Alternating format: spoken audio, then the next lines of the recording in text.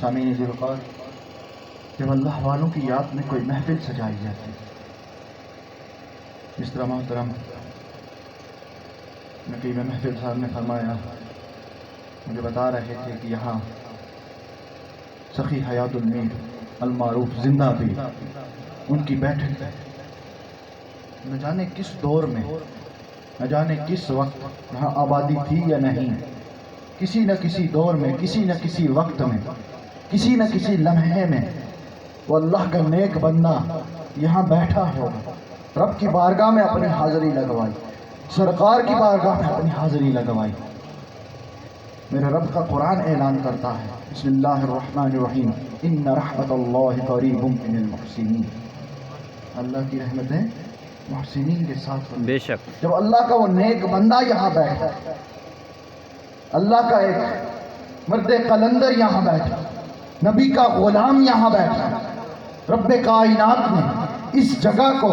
عقیدتوں کا، محبتوں کا ایک مرکز بنا دیا۔ آبادی تھی یا نہیں، رب نے یہاں ایک بستی بسا دی۔ اہلیان کوکڑا، آپ لوگ مبارکباد کے مستحق ہیں کہ آپ لوگوں کے درمیان ایک اللہ کے ولی کی بیٹھک ہے، جہاں بیٹھ کر اس نے رب کائنات کا ذکر بلند کیا، اور جہاں رب کا ذکر بلند کیا جاتا ہے، رب اپنے ملائکہ کو حکم دیتا ہے کہ اے میرے ملائکہ، جاؤ دنیا میں، جاؤ فلاں مقام پر، فلاں جگہ پر، فلاں محلے میں، فلاں اس زمین کے فلاں حصے پر میرا نیک بندہ جو مجھے بڑا پسند ہے وہ میرے ذکر کی صدائیں بلند کر رہا ہے۔ اے میرے ملائکہ، جاؤ اس جگہ کو ایک گھیرے میں لے لو، وہاں رب کی رحمت بھی برسے گی، مصطفیٰ کا کرم بھی ہوگا، اور اس وقت میرا رب اس جگہ سے بھی راضی ہو جاتا ہے، جگہ میں رہنے والوں سے بھی راضی ہو جاتا ہے، اور اللہ رب العزت اس جگہ کو لوگوں کے لیے ایک محبت کا، ایک عقیدت کا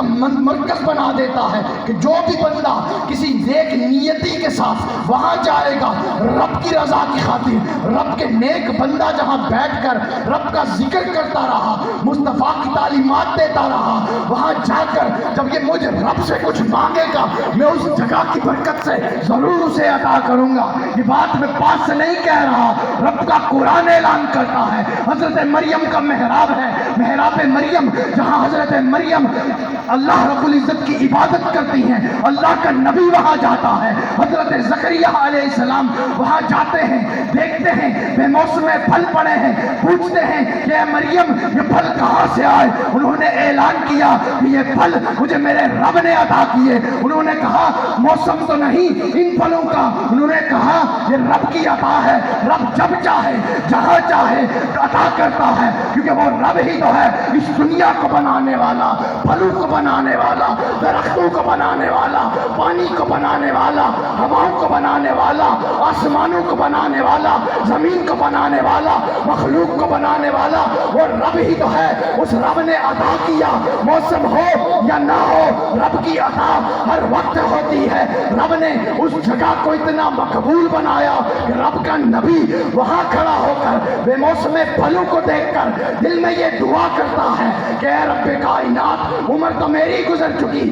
اب اولاد کی عمر تو گزر چکی۔ ایک روایت میں آتا ہے کہ ان کی عمر 110 سال تھی، ایک روایت میں آتا ہے کہ ان کی عمر 75 سال تھی، واللہ عالم، اللہ بہتر جانتا ہے کہ عمر کتنی تھی، لیکن رب کی ولیہ کے دربار میں کھڑے ہو کر اللہ کا نبی دعائیں کر رہا ہے، اور رب کے مقبول بندوں کے پاس کھڑے ہو کر اگر دعا کرنا شرک ہوتا، ان جگہوں پر کھڑے ہو کر اگر مانگنا شرک ہوتا، نہ میرے رب کا نبی وہاں کھڑا ہو کر دعا کرتا، اور اس دعا کے بدلے میں جب دعا کی کہ رب کائنات مجھے اولاد عطا کی جائے، رب کے ایک فرشتے نے ندا دی کہ اے زکریا، رب نے تیری دعا قبول کی، تجھے ایک فرزند سے نوازا جائے گا اور اس کا نام یحییٰ ہوگا۔ اگر شرک ہوتا، نہ اللہ کا نبی دعا کرتا، نہ رب کی طرف سے جواب آتا کہ زکریا تجھے اولاد بھی دی جاتی ہے اور اس کا نام یحییٰ ہوگا، اور وہ بھی اللہ کا نبی ہوگا۔ سبحان اللہ۔